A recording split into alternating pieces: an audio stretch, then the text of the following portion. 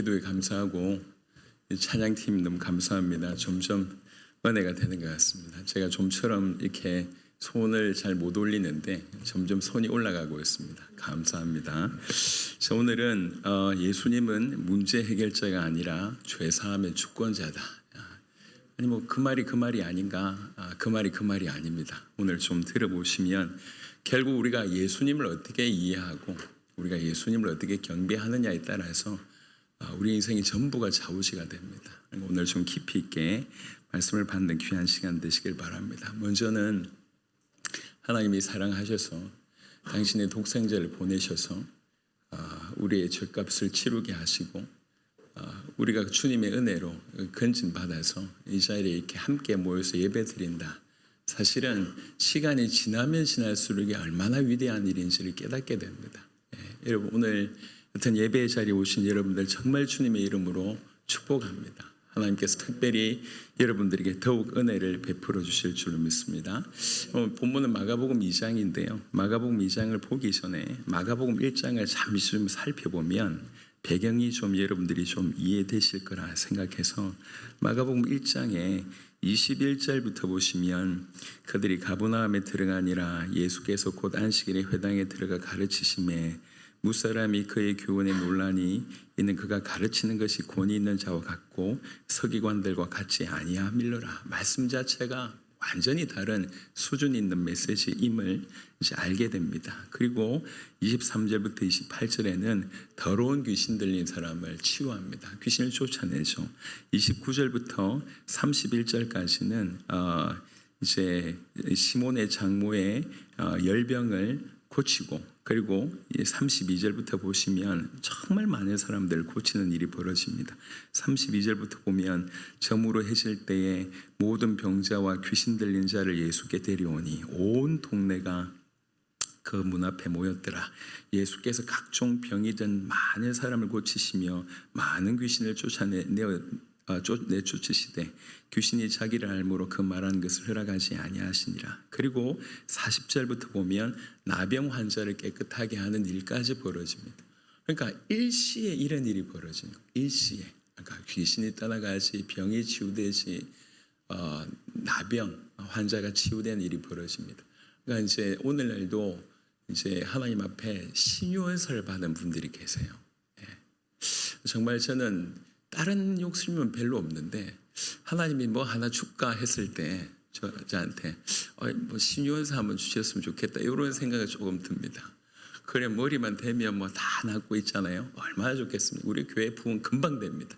그리고 재정 금방 채워져요. 그럼 저를 위해서 기도해 주시기 바랍니다. 뭐 신유언서 내리면 난리 납니다. 그러니까 일시에 이런 일이 막 벌어지죠. 사람들이 막 몰려옵니다. 이런 배경이에요.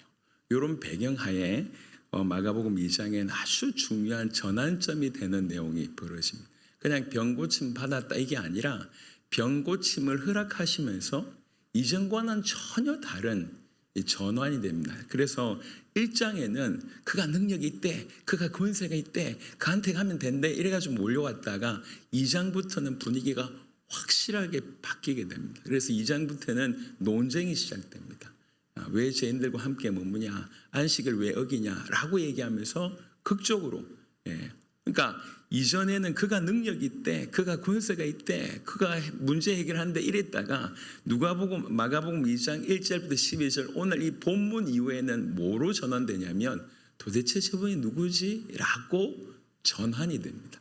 그러니까 무조건 그가 능력이 있다 이게 아니라 능력 베푼 이분이 도대체 누구야? 이렇게 이제 전환되는 것이 사실 결정적인 그 본문이 마가복음 2장의 내용입니다. 중풍병자에 대한 내용인데요. 2장 1절부터 보면 수일 후에 이렇게 정말 수많은 사람들이 와서 병 낫는 그런 배경 후에 예수께서 다시 가버나움에 들어가시니 가버나움이 사실 예수님의 가장 사역의 본거지입니다. 이렇게 이스라엘을 보면 위에 갈릴리가 있고요. 밑에 이제 예루살렘 쪽이 있습니다. 그러니까 주로 예수님께서는 갈릴리 근처에서 사역을 하시다가 명절 주변으로 이렇게 밑으로 내려오셔서 예루살렘 중심으로 사역을 하셨는데 이 갈릴리 이 호수의 가장 핵심 도시가 가버나움이에요. 이 가버나움에서 가장 많은 사역을 하셨습니다.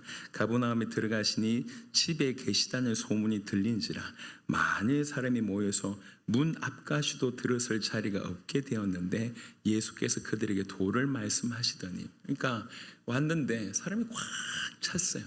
저분에게 가면 문제가 해결된다 이런 소문 때문에 들어갈 수 없을 정도로 꽉 찼습니다. 그럴 때에 3절에 보면 사람들이 한 중풍병자를 네 사람에게 메워가지고 예수께로 올세 무리들 때문에 예수께로 데려갈 수 없으므로, 이 분위기를 아시겠죠? 이게 꽉 들어차서 왜 만원 지하철의 분위기라고 생각하시면 됩니다. 갈 수가 없어요. 누구 하나 양보할 마음이 없는 거예요. 왜 그러면 자기에도 문제가 있으니까. 그러니까 그럴 때에 무리들 때문에 예수께 데려갈 수 없으므로 그 계신 곳에 지붕을 뜯어 구멍을 내고 중풍병자가 누운 상을 달아내리니, 상상을 해보세요. 이때 당시에 팔레스타인 그 지역의 지붕은 이렇게 나무와 흙과 지프로 되어 있는 그런 구조입니다. 그러니까 우리처럼 시멘트가 아니기 때문에 그때는 조금 유했겠죠. 그럼에도 불구하고 가옥을 폐쇄하는 그런 일을 벌이고 있거든. 주인한테 허락 맡은 것도 아닐 겁니다. 옥상에 올라가가지고, 그러니까 집을 드러내고 흙을 드러내고 나무를 잘라가지고, 그러니까 중풍병자를 드러낼 정도면요, 그러니까 모임하고 있을 때 흙 떨어지고 난리 났겠죠. 그럼에도 불구하고 이만큼 뜯어가지고 그 네 사람이 중풍병자를 달아내립니다. 있을 수 없는 일을 지금 하고 있는 거예요. 그랬더니 5절에 보니까 예수께서 그들의 믿음을 보시고 중풍병자에게 이르시되 작은 자야 네 죄 사함을 받았느니라 하시니, 이렇게 얘기합니다. 자, 요 단락에서 우리가 조금 생각해 봐야 될 부분이 있습니다. 예수님이 그들의 믿음을 보셨다고 얘기했습니다. 그들이라고 얘기할 때 조금 생각해 봐야 될 게, 일단 한 명은 중풍병자입니다. 중풍병자도 내가 몸이 불편하지만 누군가 나를 메어주면 내가 메어서라도 엎혀서라도 가도 주님 앞에 내가 가고 싶다. 저분한테 가면 낫는다 하니 가고 싶다. 이 중풍병자의 믿음이 있었고요. 또 하나는 이 네 명의 친구입니다. 이름을 밝히지 않은 네 명의 친구입니다. 한편으로는 굉장히 피해를 주고 무례한 일을 지금 한 겁니다. 하지만 이들 마음에 뭐가 있었냐면, 저분에게 데려가면 내 친구 중풍병자는 낫는다. 눈앞에 아무것도 안 보이는 거예요. 장애물이 있으면 그냥 뚫고 나가는 겁니다. 누가 뭐라고 해도. 여러분, 나중에 주인이 피해 보상하면 해줘야 되거든요. 이런 거 전혀 눈에 안 들어옵니다. 일단 무조건 예수님께 내 친구를 데려가면 이 중풍병자의 친구가 일어날 거다. 이 믿음으로 가득 찼습니다. 그래가지고 피해나 무례나 이런 상식을 다 폐일어나고 그냥 가서 수고와 위험을 감수하고 이렇게 달아내립니다. 저는 이 본문을 통해서 제일 유독 우리 시선을 끄는 사람이 바로 내 친구라고 생각을 합니다. 우리가 내 친구일 수는 없을까? 앞으로 우리 교회가 이 내 친구의 조직을 좀 해야 되겠다, 이런 생각이 듭니다. 자기의 믿음이 아니지만 사회적인 약자를 포함해서 모든 종류의 약자를 얘기합니다. 그 중에 가장 약한 것이 신앙적인 약자인 거죠. 혼자 걸을 수도 없고 기도할 수도 없고 일어날 수도 없는, 그런데 이 주변에 있는 믿음 있는 소그룹이 이 네 명이 이 사람을 책임집니다. 우리는 보통 믿음은 본인이 잘 믿어야지 이렇게 얘기합니다. 물론 그것도 맞습니다. 하지만 그럴 수 없을 때가 있잖아요. 우리 주변에 본인 스스로 일어날 수 없을 때가 있지 않습니까? 믿음 좋은 사람들도 어느새 이렇게 넘어질 때가 있고요. 여러분, 지금 교회 나오는 사람들보다 점점 교회 나오지 않으면서도 예수 믿는 사람이라고 얘기하는 가난한 성도들이 계속 늘어나고 있습니다. 그게 뭐 사회적인 현상이다 이런 얘기를 하지만, 객관적으로 볼 때는 사실은 주님 앞에 바른 믿음은 아닌 것 같습니다. 올 힘이 없는 거죠, 교회에. 하나님이 교회라고 하는 것을 허락하신 건데 이걸 올 힘이 없습니다. 그럴 때 만약 이렇게 중풍병자에게 있었던 내 친구 같은 사람이 있었다면 얼마나 좋았겠습니까? 우리 교회가 앞으로 해야 될 일이 많지만 이 내 친구의 이렇게 믿음, 누군가를 짊어지고 누군가를 메고 누군가를 끌고 가는 이런 어떤 분위기. 그러니까 이건 교회 전체도 중요하지만 아주 믿음 있는 소수가 이런 걸로 뭉쳐서 한 명 한 명 연약한 자들을 데리고 오는, 교회는 그래서 기다리는 곳이기도 하지만 데리고 오는 곳입니다. 믿음 없는 자가, 연약한 자가, 힘든 자가, 일어날 수 없는 자가 올 수 있도록 하는 것이 바로 중요한 어떤 하나님께서 원하시는 부분입니다. 그러니까 우리 주님 보실 때 그들의 믿음을 보시고 얘기할 때 제일 주목할 만한 사람들이 네 사람이에요. 네 사람. 우리 모두가 이 네 사람이었으면 좋겠습니다. 네 사람의 입장이어서 우리 주변의 사람, 야 이번엔 쟤 데려가야지, 이번엔 쟤 데려가야지 이렇게 해서 탁 뭉쳐가지고 한 명씩 주님 앞에 세울 수 있도록. 그런데 또 하나 봐야 될 것은 3절에 이렇게 표현합니다. 주도자가 누구였냐면 네 사람인 줄 알았는데 성경은 뭐라고 얘기하냐면 사람들이 한 중풍병자를 네 사람에게 메워가지고 이렇게 되어 있습니다. 누가 주도자냐면 사람들이 주도자예요. 사람들이. 그러니까 네 사람은 직접적인 역할을 했지만 네 사람의 믿음만 있었다는 게 아니죠. 이 중풍병자를 이미 사랑하고 있고 알고 있던 사람들, 아니면 그 자리에 있었던 사람들을 통칭한다고 볼 수 있습니다. 여러분 이 본문에 보면 여러분 이렇게 이 지붕을 뜯어내는데 얼마나 걸렸겠습니까? 적지 않은 시간이 걸렸겠죠. 저지하는 사람들, 항의하는 사람들, 분노하는 사람들, 왜 그러냐라고 따지는 사람들이 없어요. 왜 그러냐면 그 모든 사람들이 그거를 암묵적으로 허용해 준 거예요. 수동적으로 허용해 준 사람도 있고 이미 그 안에는 이 중풍병자를 오랫동안 봐온 사람도 있는 거예요. 그 사람들도 적극적으로 야 메고 가면 저분이 고쳐줄 거야. 야 힘 좀 센 니네들이 좀 해봐. 사람들 전체가 이 중풍병자를 사실 도왔다는 거예요. 우리 교회는 이러해야 되겠습니다. 우리가 지금 이제 태신자 기도 제목들을 이렇게 뽑아가지고 기도하고 계신 분들이 있습니다. 각각 교회가 아주 잘하시는 겁니다. 아주 잘하시는 겁니다. 광명에도 그런 일이 좀 있었으면 좋겠습니다. 우리가 기도해야 될 연약한 사람들 다 뽑아가지고 아침마다 기도하고. 그래서 우리 부산에 내려갔더니 우리 이춘옥 장로님이 그런 얘기를 하시더라고요. 이춘옥 장로님이 그때 이제 수련회 때 와서 이렇게 그룹 모임을 했잖아요. 그리고 그룹 모임의 명단들 뭐 이렇게 있잖아요. 그 명단들을 가지고 자기가 기도하겠다고 얘기를 했대요. 그리고 이제 이 명단만 기도하려고 하니까 그 가족이 생각나더랍니다. 그러니까 그 가족들까지 매일 기도한대요. 지금까지. 힘들어 죽겠답니다. 매일. 왜 그러냐. 이 사람들 다 기도하면 1시간 이상 걸리는 거예요. 근데 기도한다고 약속했기 때문에 계속 기도하는 거예요. 본인 몸도 지금 힘들어 죽겠는데 약속했기 때문에 계속 기도하는 거예요. 여러분 기도한다는 것은 우리가 하나님 앞에 아랜다는 거잖아요. 여러분 우리가 할 수 있는 행위 중에 최고의 거룩한 행위가 그 중에 하나가 기도하는 겁니다. 내가 하나님 앞에 그것도 나를 위해서가 아니라 영혼들을 위해서 기도한다. 너무 중요합니다. 우리 교회가 바로 이 사람들이라고 하는 이런 역할들을 해야 됩니다. 쟤도 살려야지. 저 사람도 살려야지. 쟤도 데려와야지. 예수님께 데려오면 무조건 산다. 이게 공동체의 믿음이었습니다. 사실 우리 성경에 보면 이 공동체적인 믿음에 우리 주님 너무 기뻐하십니다. 그래서 특별히 공동체가 한 믿음이 있을 때마다 하나님 기적을 일으키셨어요. 여러분 잘 아는 유월절 개인의 믿음이 아니었어요. 가정의 믿음이었고 민족적인 믿음이었습니다. 그래서 출애굽의 역사가 일어났지 않습니까? 여러분 여리고 한 개인의 믿음이 아니었습니다.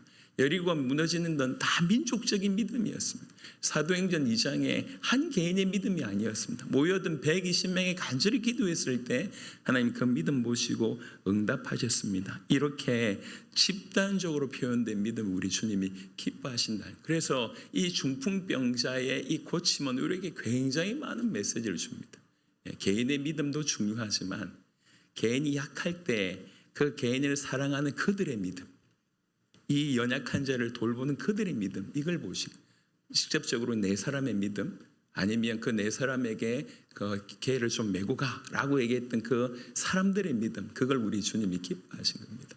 오늘 이 자리에 모인 저와 여러분들이 이 네 사람과 바로 이 내 친구와 이 사람들의 믿음 속으로 들어가게 되기를 예수 이름으로 축원합니다. 자, 두 번째는요. 이럴 때에 5절에 보니까 작은 자야 네 죄 사함을 받았느니라 라고 얘기했습니다. 이게 사실 굉장히 충격적인 얘기입니다. 여기서 작은 자야라고 하는 얘기는 소자야 이런 표현도 있지만 원어로 보면 테크논이라고 하는 헬라어입니다. 이건 어떤 의미냐면 아이야 이런 뜻이에요. 다른 말로 얘기하면 조금 더 직역하면 자녀야 이런 뜻입니다. 아들아 이런 뜻이. 그러니까 부르기를 예수님이 이렇게 불렀다는 것 자체는 무슨 말이냐면 고쳐야 될 대상으로 본 게 아니라 회복해야 될 자녀로 본 거예요. 먼저 관계를 설정을 하신 겁니다. 이렇게 작은 자야, 되찾아야 될 아들로 보시고 이렇게 먼저 부르신 거죠. 여러분, 그리고 나서 하시는 말씀이 네 죄사함을 받았다고 얘기합니다. 여러분, 그냥 일어나라고 얘기하면 끝나는 일이거든요. 근데 굳이 이 표현을 합니다. 사실 이 표현 때문에 이 본문이 가장 중요한 의미를 지니고 있는 것입니다. 네 죄사함을 받았느니라.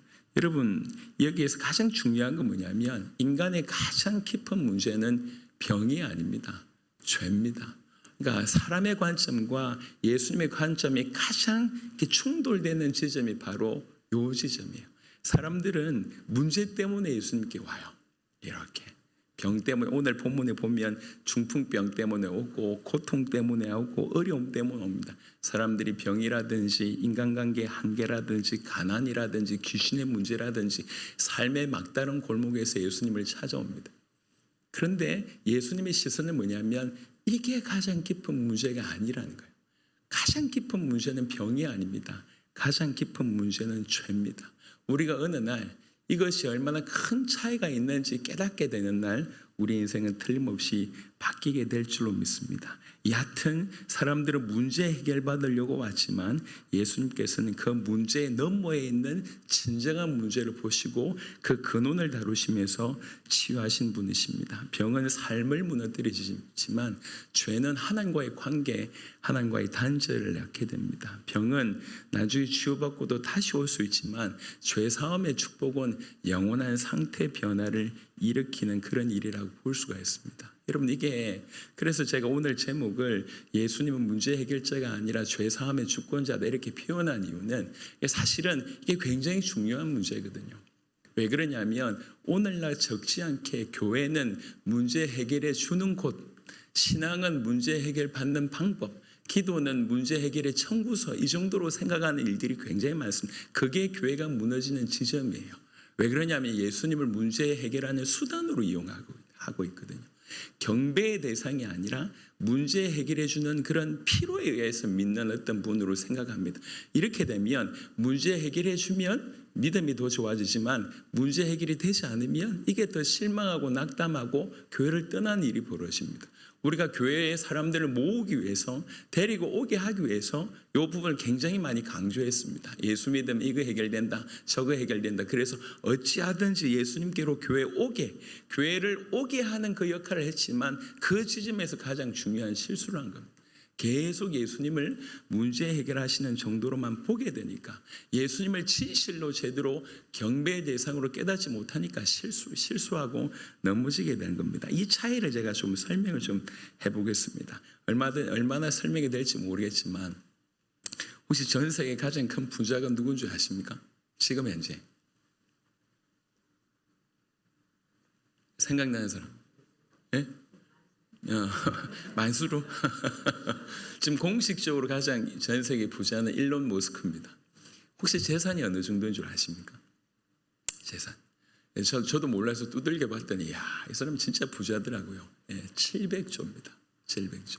근데 진짜 더 충격이었던 건 뭐였냐면 제가 오늘 알았어요. 저하고 동갑이었어요. 저하고 동갑이더라고. 근데 그 양반은 700조고 그렇더라고. 700조. 대단합니다. 일론 머스크가 나타나서, 오늘 그럴 리가 없지만 상상을 해보세요. 나타나서 여기 있는 사람들 보고 내가 손 하나씩만 얘기해 주면 내가 들어줄게, 이렇게 얘기했다 칩시다. 그러니까 저기 우리 장호정사 아들 지한이가 사탕 하나 사달라 이러면 일론 머스크가 그래 하면서 주겠죠. 그리고 저기 우리 홍성교사 아들 준원이가 요즘에 이 장난감 많이 논다고 하니까 장난감 하나 사달라 그러면 일론 머스크가 사주겠죠. 이걸 조금 보면서 이제 머리 돌아간 아이들이 이제 조금씩 더 과한 걸 요구합니다. 저기 우리 이 도아가 이제 청소년이 됐는데 도아가 좋은 자전거 하나 사달라 주겠죠. 그 정도 소원 하나 들어준다고 하는데, 그걸 조금 보고 있던 머리 회전 빠른 우리 청년들이 조금 더 심한 거 구해도 되겠다 이래가지고 우리 현이가 자동차 하나 사달라 얘기하면 일론 머스크가 사주겠죠. 예, 만약에 자동차 정도 산단 말이에요. 그걸 옆에 보고 있던 은결이가 자동차 가지고는 안 되겠다. 아예 취업을 시켜달라라고 얘기하면 일론 머스크가 해줄 수 있겠죠. 그 정도 능력이 되니까. 그러니까 그 옆에 있는 친구가 또 보니까 이것도 해결해 준다는 거지. 그래서 취업을 넘어서서 집을 마련해야 되겠는데 대출금이 좀 필요하니까 대출금 좀 해달라라고 얘기해도 혹시 일론 머스크가 능력이 되니까 하겠죠. 우리 조원이가 아니 그럼 대출도 정도 해주면 집을 만약에 하나 해줄 수 있냐니까 일론 머스크가 집도 사준다 치십시다. 이런 모든 것들을 요구하는데 흔쾌하게 다 응답을 해주는 거예요. 근데 우리 찬식이가 우리 찬식이가 아이 뭐 당회장에 지금 장로 이름 이렇게 부르면 되는지 모르겠는데 찬식이가 완전히 새로운 요구를 하는 거예요. 보니까 저분이 돈이 많은데 이렇게 생각지 않고 찬식이가 뭘 요구하냐면 머스크한테 내 아버지가 되어 주십시오라고 만약에 요구했다 치십니다. 나를 양자 삼아 주십시오. 아까 얘기했습니다. 일론 머스크가 저 또래예요. 우리 찬식 장로님은 저보다 나이가 많고. 근데 만약에 양자가 되게 해달라고 부탁을 했다 칩시다. 근데 그 부탁에 일론 머스크가 웃으면서 그 부탁, 사실 그 부탁이 나오기를 바랬다고 치고 그걸 받아들였다 칩시다. 있을 수 없는 얘기지만 제가 지금까지는 문제 해결에 대한 관점이었어요. 이것도 해결해주고 저것도 해결해주고 이렇게 하다가 양자가 되겠다고 하는 얘기는 이 문제 해결과 전혀 다른 차원의 얘기입니다. 우리가 예수님을 이해할 때 이 차이는 굉장히 큰 차이예요.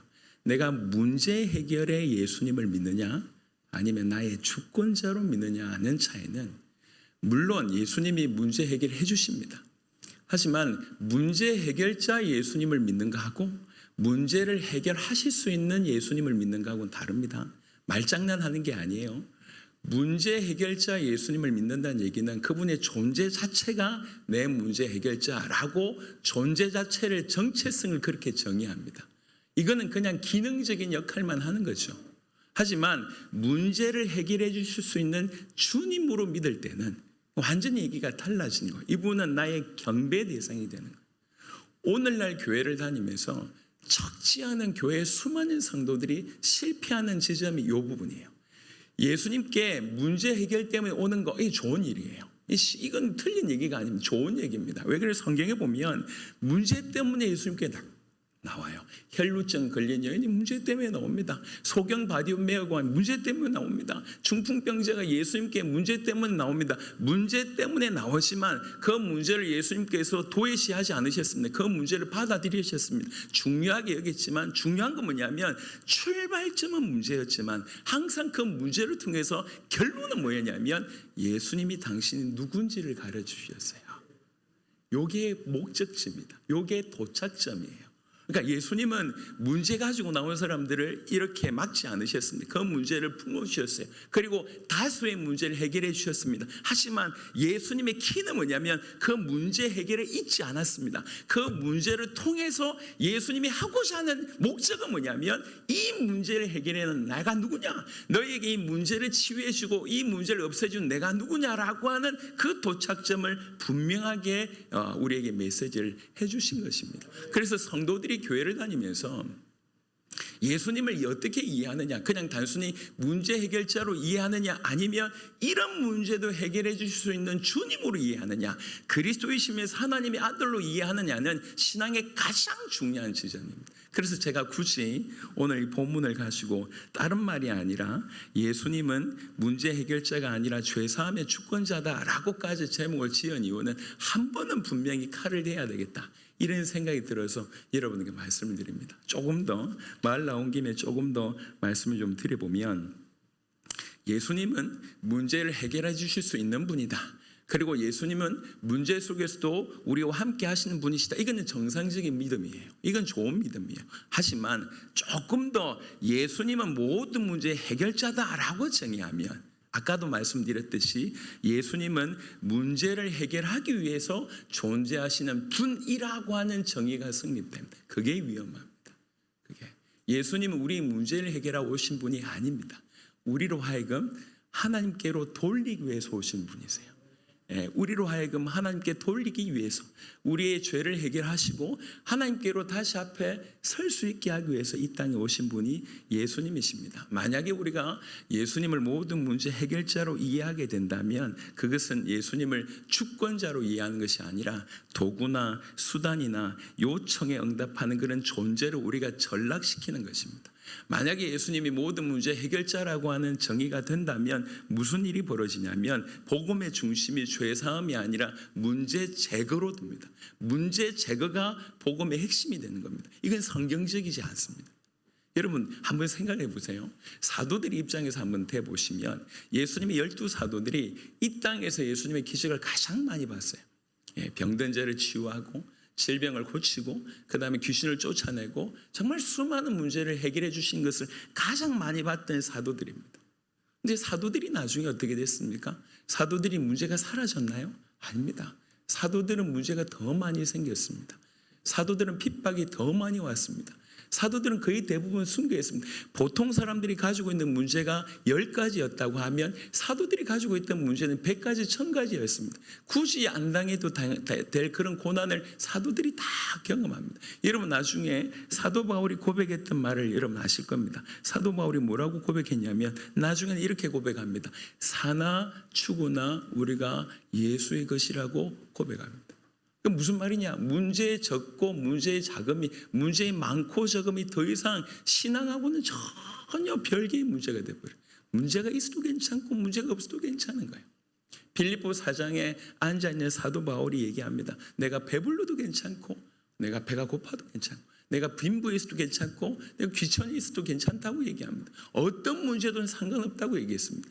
어떻게 보면 문제 해결을 가장 많이 문제를 해결하시는 것을 가장 많이 봤던 사도들은 아이러니하게 가장 많은 문제 가운데 살게 되었습니다. 그들 또한 그리고 그들을 따르는 수많은 성도들 또한 예수 믿고 다 문제 해결되지 않았습니다. 사도들 초대교회 성도들은 더 많은 문제 가운데 있었습니다. 하지만 예수님이 죽으시고 그리고 부활하신 그 예수님을 목격하고 나서는 그 예수님이 어떤 분인지를 깨닫고 나서는 내가 지금 문제가 많고 적은 것이 전혀 하든 그분과의 관계 속에 아니면 그분을 믿는 것 신앙에 전혀 영향을 끼치지 못했습니다. 오히려 그 모든 문제 속에서도 주님을 찬양했습니다. 우리 신앙이 여기까지 발전해 가기를 정말로 바라고 부탁드립니다. 왜 그러냐면 제가 그런 경우를 많이 봤거든요. 교회를 다니다가 실조 가신 분들의 얘기를 들어보면 그게 이유가 있어요. 그럴 만도 해요. 어떤 분이 그렇게 얘기하더라고요. 자기 어머니가 아팠대요. 자기 신앙이 없었는데 자기 어머니가 아팠대요. 그래서 자기가 처음으로 그렇게 기도했대요. 하나님 계십니까? 계시면 딴 거 필요 없습니다. 딱 하나만 들어주세요. 내 엄마만 살려주세요. 내 엄마만. 그러니까 간절히 기도했는데 그 어머니가 결국 돌아가셨어요. 그날로 교회를 등진 거예요. 제가 열심히 전도했던 분이 계세요. 저기 노량진 보람의 공원에서 이렇게 전도하러 갔는데 저보다 연세가 나이가 그때 당시 서너 살 정도 많나 그 정도였어. 이렇게 이제 이 자리에 이렇게 앉아 있더라고. 가서 이제 한참 일할 나이인데 이렇게 앉아 있어서 멀쩡하게 보이고 그리고 보니까 왜 남자인데도 이렇게 상남자 스타일 있잖아요. 이분이 딱 상남자 스타일이래. 그래서 이제 가서 잠시 얘기할 수 있냐 이래가지고 예수님을 쭉 전하니까 이분이 굉장히 좀 헛웃음을 내더라고. 비웃음으로 이렇게 하더라고. 그래서 이제 얘기를 안 하려고 하더니 갑자기 이제 얘기하기 시작했어요. 자기가 배운 게 별로 없어서 그 하루 일당 받고 하는 그 노가다를 갔다가 노가다 열심히 하다가 어떻게 하다가 무거운 것 때문이었는지 이 허리를 다친 거예요. 허리를 다쳐가지고 돈 벌러 갔는데 허리를 다쳐가지고 일을 할 수 없는 그런 상황이 된 거예요. 그러니까 이제 이렇게 집안에 누워 있는데 누군가 기도 열심히 하면 낫는다 이래가지고 이분이 기도원에 어떻게 수소문해서 갔대요. 가서 기도원에 가서 이제 원장님한테 상담하니까 원장님이 일단 굶고 기도하라고 했대요. 그래서 그 기도 열흘인가 했대. 그러니까 열흘인가 했는데도 안 낫더래. 또 가서 원장님한테 얘기하니까 기도가 좀 부족하더래. 그래서 또 열흘인가 기도하라 그랬대.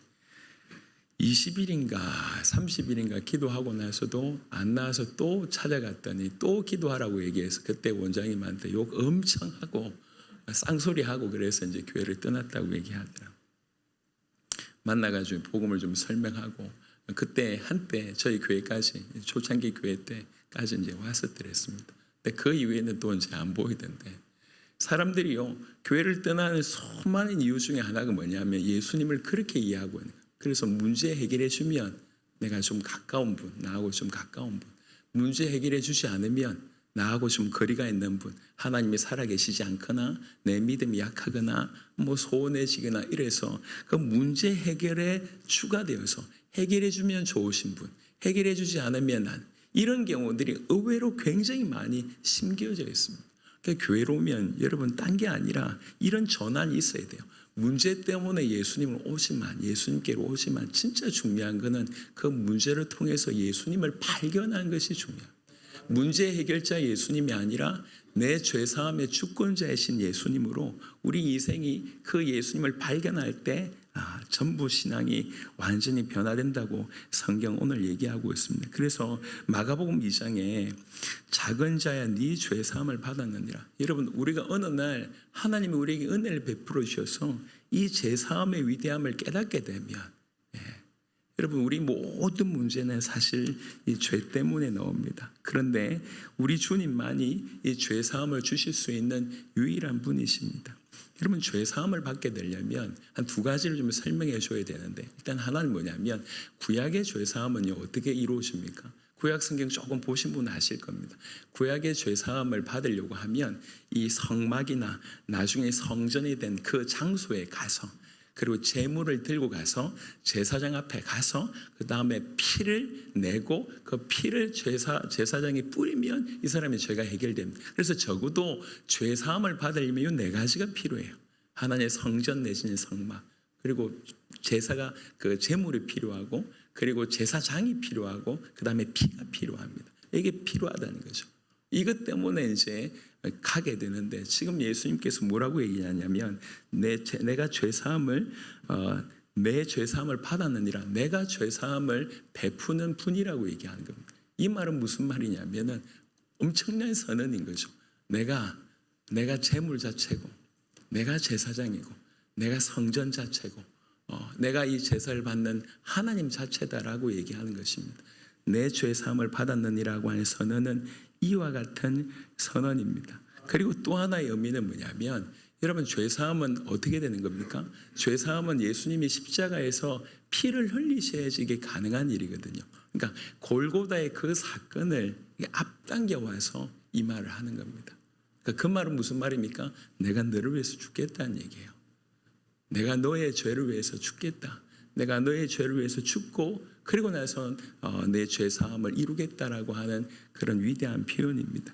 우리 다니엘 7장 잠시 한번 보도록 하겠습니다. 다니엘서 7장, 다니엘 7장 13절 14절 잠시 보겠습니다. 다니엘 7장 13절 14절 다 같이 한번 합독하도록 하겠습니다. 내가 또 밤 환상 중에 보니 인자 같은 이가 하늘 구름을 타고 와서 옛적부터 항상 계신 이에게 나아가 그 앞으로 인도되매 그에게 권세와 영광과 나라를 주고 모든 백성과 나라들과 다른 언어를 말하는 모든 자들이 그를 섬기게 하였으니 그의 권세는 소멸되지 아니하는 영원한 권세요 그의 나라는 멸망하지 아니할 것이니라. 아멘. 다니엘 7장에 나오는 인자에 대한 설명입니다. 인자, 사람의 아들이라고 하는 표현인데 이 인자는 메시아의 칭호 중에 가장 신비한 용어입니다. 그 인자는 어떤 분이냐 이렇게 표현하고 있습니다.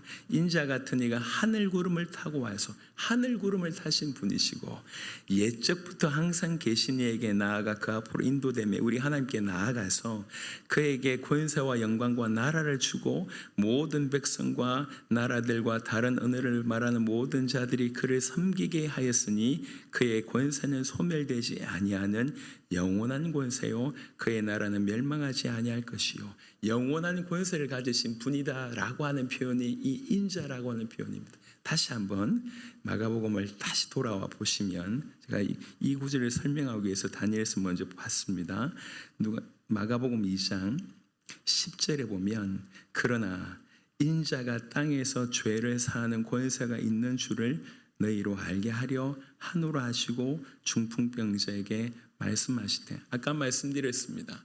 마가복음 2장의 굉장히 중요한 부분은 뭐냐면 이전에는 그냥 병만 고치셨다고 하면 마가복음 2장을 통해서 드디어 병을 고치는 당신이 누군지를 알리기 시작하십니다. 그 알리기 시작하면서 뭐라고 얘기냐면 인자가 당신이 인자라고 설명합니다. 그 다니엘서 7장에 하늘 구름을 타고 오고 영원한 권세를 가진 당신이 인자라고 설명합니다. 그 인자가 땅에서 하늘에 계셔야 될 그분이 땅에 오셔서 죄를 사하는 권세가 있는 줄로 너희에게 알게 하려 하노라. 너희가 지금 이 중풍병자가 낫는 걸 보게 될 건데 이 중풍병자가 낫는 게 중요한 것이 아니라 이 중풍병자를 낫게 하는 내가 누구인지를 너에게 알리려 한다. 이게 예수님의 원 의도입니다. 여러분 성경의 의도가 뭐냐면 요한복음 20장에 언급한 것처럼 예수님이 하나님의 아들 그리스도이심을 알게 하려 합니다. 믿게 하려 합니다. 이게 성경의 의도입니다. 예수님의 의도와 성경의 의도가 똑같습니다. 예수님 뭐라고 얘기하냐면 수많은 병자를 고쳤지만 드디어 처음으로 마가복음상에는 드디어 처음으로 중풍병자를 고치면서 그냥 단순히 이 사람의 병을 내가 고쳤다, 이 사람의 병을 내가 얼마든지 해결해 줄 수 있다라는 자기 과시가 아니라 이 병을 고치는 내가 누구인지 너에게 알게 한다. 나는 인자다. 나는 메시아다. 나는 하나님이다. 나는 성전 자체고 나는 너희 죄를 해결하는 제사장이고 나는 너희 죄를 해결하는 그런 피를 드리는 피로 말미암아 너희를 건져내는 그런 구원자다라고 하는 메시지를 오늘 짧은 구절을 통해서 이걸 전달하는 겁니다. 그러니까 예수님이 짧게 얘기했지만 이게 성경의 메시지고 이게 예수님의 메시지고 이것이 오늘 우리에게 주는 신앙에 대한 대전환의 얘기입니다. 여러분 예수님은 문제 해결자가 아니십니다. 예수님은 우리의 경배의 대상이고 예수님은 죄사함의 주권자이시고 예수님은 하늘의 하나님이시고 예수님은 인자이시고 예수님은 우리의 경배의 모든 것을 받으실 수밖에 없는 분이십니다. 그래서 예수님을 그렇게 알 때 우리는 예수님을 높일 수밖에 없습니다. 제가 저 자리에 앉아서 강단에 나오기 전에 그런 기도를 했습니다. 여러분 제가 사실 이 자리에 있어서 저는 딴 거 모르겠어요. 딴 거 모르겠고 제 마음에 주님 오늘도 내가 예수님 얘기하게 해주십시오. 예수님 얘기를. 그럼 우리가 모두가 항상 예수님 얘기를 듣지 않습니까? 하지만 그 예수가 또 새로워질 수 있도록 제가 해야 될 역할이 그 역할이니까 우리가 딴 게 필요한 것이 아니라 예수님 올바로 믿는 것이 가장 필요합니다. 예수님이 누군지 정확하게 깨닫는 것이 가장 필요합니다. 오늘 마가복음 2장에도 예수님이 딴 얘기를 하는 게 아니에요. 중풍병자 고침에 설면서 초점은 하나였습니다. 여러분 성경 한번 몇 구절 찾아볼까요? 우리는 병을 낫기 위해서 우리는 우리의 관심을 문제 해결하기 위해서 우리 주님께서 계속 오시면 우리 주님의 초심은 한결 같았습니다. 항상 초점이 문제 제거에 있지 않고 당신이 누구신지를 계속 우리에게 알리시면서 우리의 존재의 회복을 허락해 주셨습니다. 여러분 자막이 뜨겠지만 그래도 눈으로 직접 보시면 좋겠습니다. 우리 마가복음 5장 한번 보겠습니다. 마가복음 5장에 혈루증 걸린 여인이 예수님께 찾아왔어요. 근데 혈루증 걸린 여인은 혈루증 해결하려고 예수님께 찾아왔는데 예수님은 그 혈루증 걸린 여인에게 전혀 다른 말씀을 하고 있습니다. 마가복음 5장 34절입니다. 34절에 이렇게 되어 있습니다. 예수께서 이르시되 딸아 내 믿음이 너를 구원하였으니 평안히 가라. 네 병에서 놓여 건강할지어다. 아멘. 이 말은 혈루증 걸린 여인은 혈루증 때문에 왔지만 예수님은 혈루증을 회복시킬 뿐만 아니라 그 존재를 회복시켜 주셨고 그 존재 회복시키는 당신이 누군지를 알려주셨습니다. 나는 너에게 구원을 베푸는 존재고 너는 나의 딸이다. 그러니까 인간들은 문제 해결을 위해서 왔지만 우리 주님은 그 문제 해결을 도외시하진 않으셨습니다. 하지만 그 문제를 통해서 궁극적으로 자기를 계시하시고 그리고 너와 나의 관계가 어떤 것인지 그리고 너의 존재가 어떻게 회복되었는지를 얘기하고 있습니다. 누가복음 19장에도 9절 보겠습니다.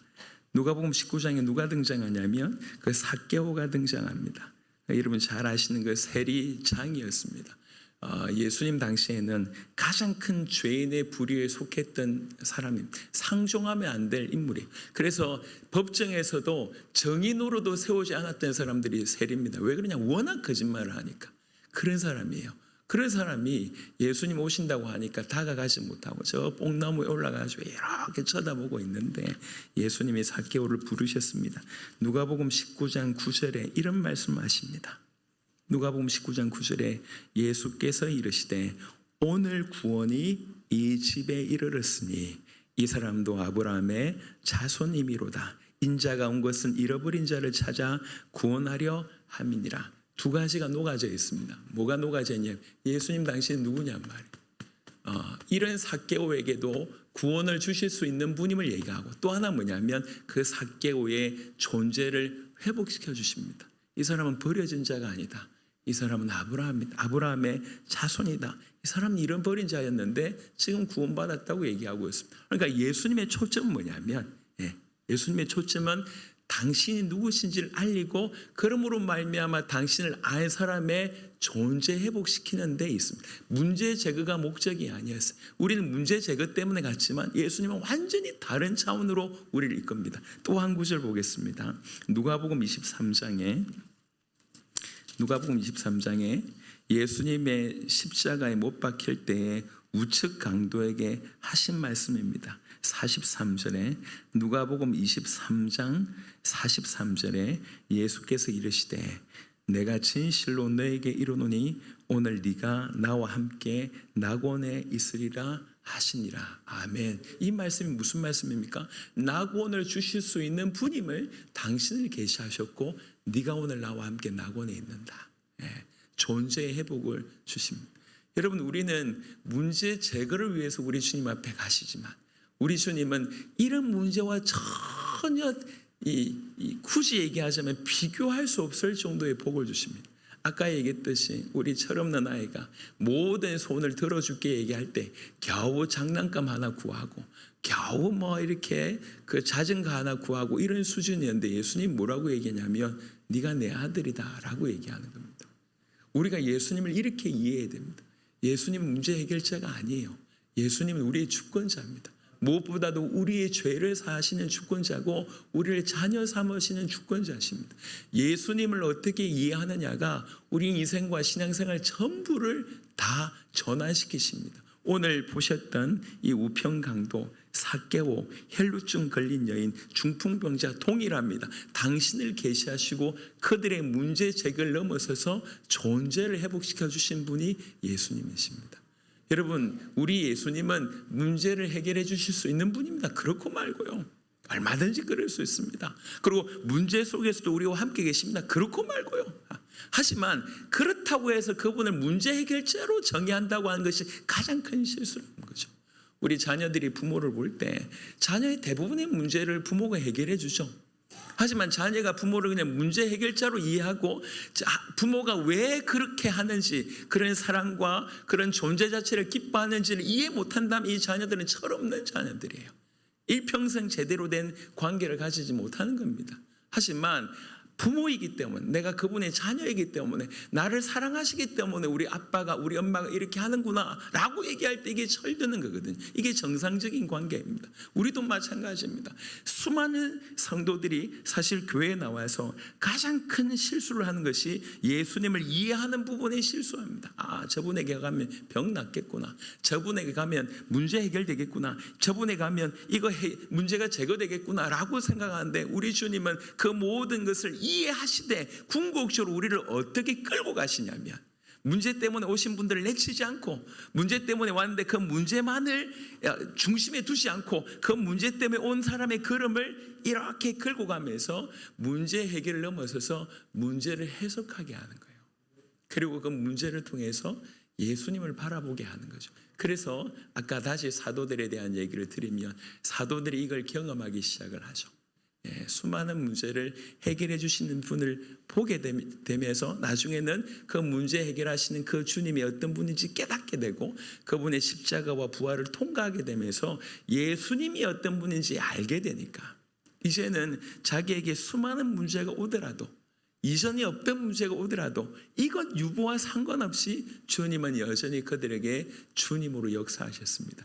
감옥에 앉아도 그들은 예수님을 그리스도라고 믿었고 예수님을 주인이라고 믿었습니다. 감옥에 앉아서 주변에 앉아있던 사람들이 한 명 한 명 처형당하고 순교당하고 하는 그 상황이 이렇게 있는 거예요. 그럼에도 불구하고 그들은 부인할 수가 없었습니다. 예수님을 그렇게 믿었기 때문에.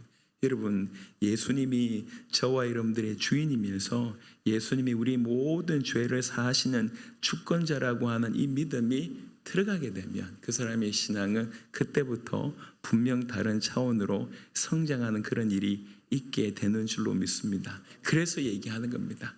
누가 다시 마가복음 2장에 돌아오셔서 이 말을 잘 좀 새기시길 바랍니다. 2장 10절에 그러나 인자가 땅에서 죄를 사하는 권세가 있는 줄을 너희로 알게 하려 하노라. 요겁니다. 너희로 이거 알게 하기 위해서.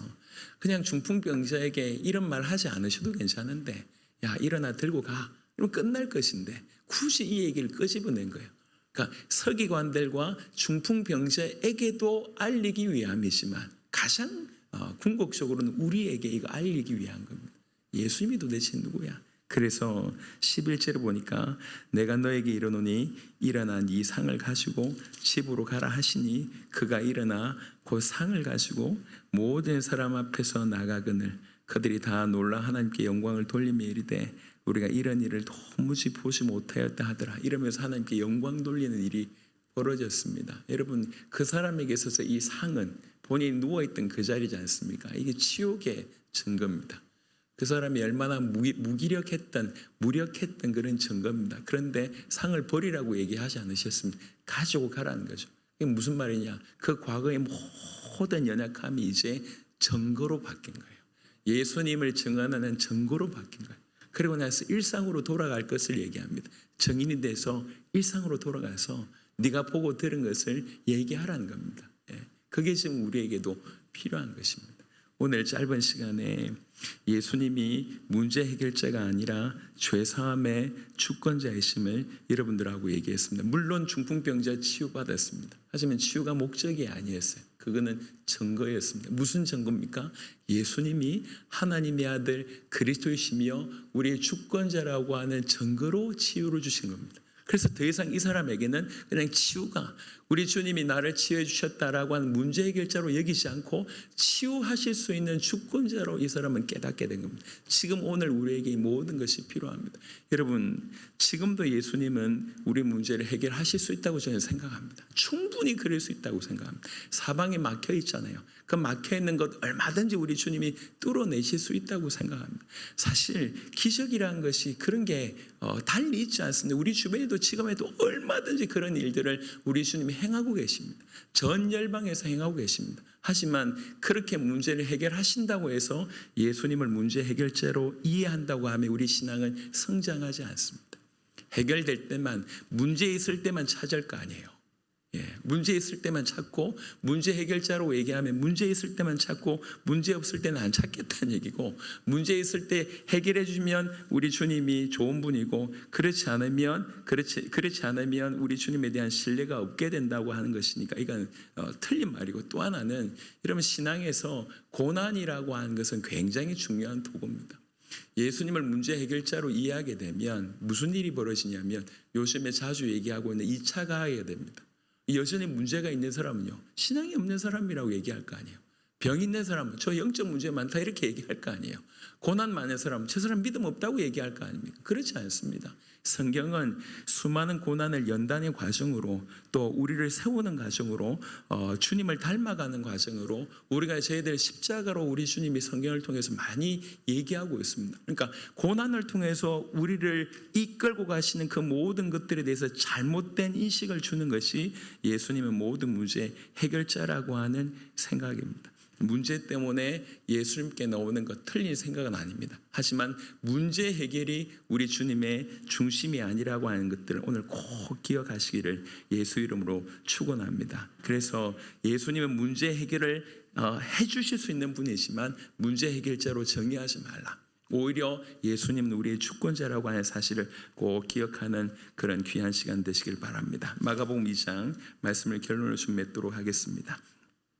다시 2장 10절에 그러나 인자가 땅에서 죄를 사하는 권세가 있는 줄로 있는 줄을 너희로 알게 하려 하노라. 아멘. 알게 하려 하노라, 이 말에 아멘 하실 수 있는 저와 여러분 되시길 바랍니다. 그렇구나, 예수님은 이런 분이시구나, 예수님은 우리의 죄를 사하실 수 있는 분이시구나. 여러분, 저는 저와 여러분들이 다 평생, 제가 지금 한 수십 년째 다른 거 못하겠고 어쨌든지 예수님을 전해야 된다, 예수님이 하나님의 아들 그리스도이심을 전해야 된다, 이게 수십 년 동안 가지고 있는 생각이에요. 아직까지는 몰라, 주님 앞에 설 때까지 저는 변함없을 거라고 생각합니다. 이 생각이 틀리지 않았다. 평생 우리가 알아야 될 분은 예수님이고 평생 우리가 정언해야 될 분은 예수님이다. 틀리지 않았다 저는 생각하고 계속 예수님을 전하고 싶습니다. 근데 일주일 내도록 발부둥 쳐요. 어떻게 하면 예수님을 더 전할 수 있을까? 어떻게 하면 예수님을 더 표현할 수 있을까? 어떻게 하면 예수님이 더 전달될 수 있을까? 그래서 우리의 생각이 어떻게 하면 예수님께 더 머물게 할 수 있을까? 여러분, 제가 경험해 보니까 이 싸움이 치열합니다. 치열한 싸움이에요. 우리로 하여금 예수님께 우리 생각을 빼앗으려고 하는 이 전쟁이 치열한 전쟁이에요. 치열한 전쟁. 그래서 부탁을 드립니다.